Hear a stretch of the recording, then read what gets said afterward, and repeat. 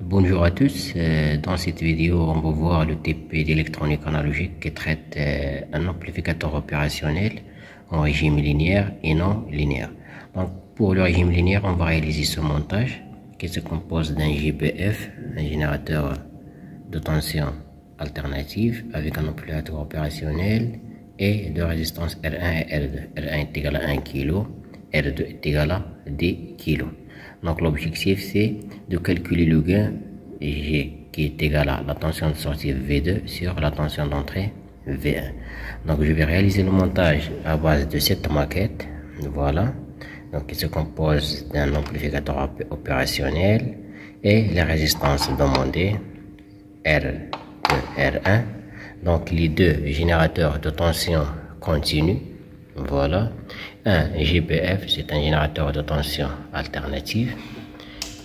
Et on a un oscilloscope pour visualiser les signaux d'entrée et de sortie.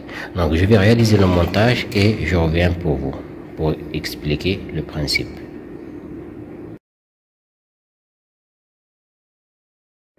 Alors ici on a le montage réalisé. J'ai un amplificateur opérationnel.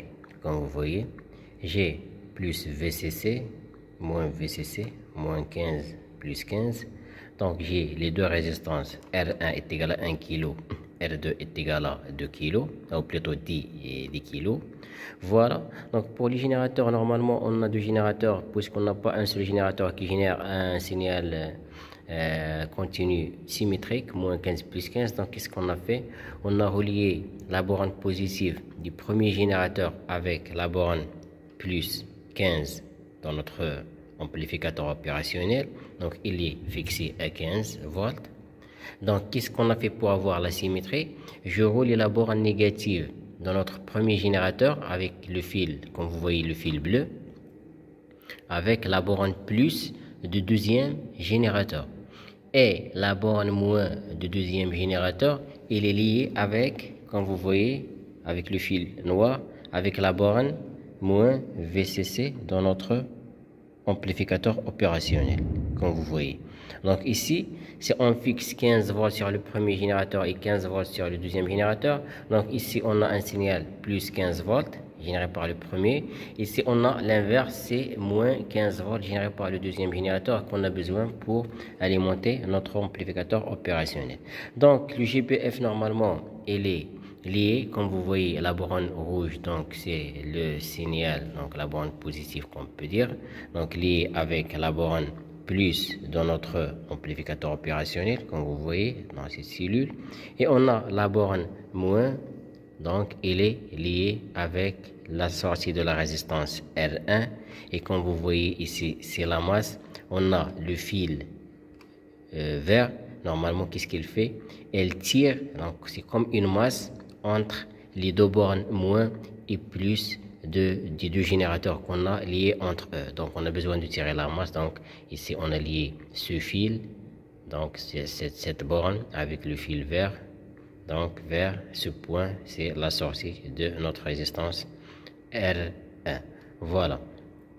Maintenant qu'est-ce qu'on va faire? On va fixer on va générer un signal sinusoïdal à partir de notre GPF. Et après, qu'est-ce qu'on va faire? On va visualiser le signal d'entrée qui vient de ce générateur avec l'oscilloscope et le signal à la sortie de notre amplificateur vers donc la deuxième voie de notre oscilloscope. Donc la première voie, je vais visualiser le signal d'entrée. La deuxième voie, je vais visualiser le signal de sortie, donc pour calculer le gain. Donc c'est la tension de sortie sur la tension d'entrée. Donc je vais brancher l'oscilloscope et je reviens. Alors voilà le montage après insertion de l'oscilloscope. Donc comme vous voyez, j'ai le fil rouge, normalement c'est le fil lié à la borne positive de notre GPF, et le fil noir c'est pour la borne de masse. Voilà, donc ça c'est pour visualiser le signal d'entrée qui vient de GPF. L'autre fil en couleur gris, normalement c'est le fil qui vient de la sortie comme vous voyez dans notre amplificateur opérationnel. Donc ici, on a généré un signal comme vous voyez est égal à 200 Hz et en amplitude est égal à 1 volt. Donc ça c'est le signal généré par le GBF. Si on passe vers l'oscilloscope, donc c'est le signal en couleur bleue. Normalement on a un calibre qui est égal à 1 volt par division.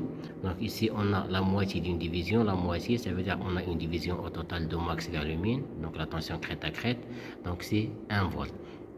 Pour le signal de sortie, donc j'ai le calibre c'est 5 volts. Donc 5 volts fois presque 2 divisions virgule 2.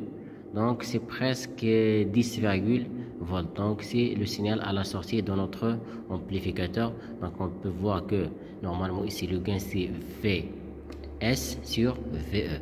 Donc 10 sur 1 c'est presque 10 Donc le gain il est très grand, donc on peut dire qu'on a une amplification de 10 gain d'amplification en tension est égal à 10. Donc ça c'est pour le premier montage qu'on a besoin de réaliser, donc c'est pour l'amplificateur en régime linéaire. Maintenant on passe vers l'autre montage qui traite le régime non linéaire.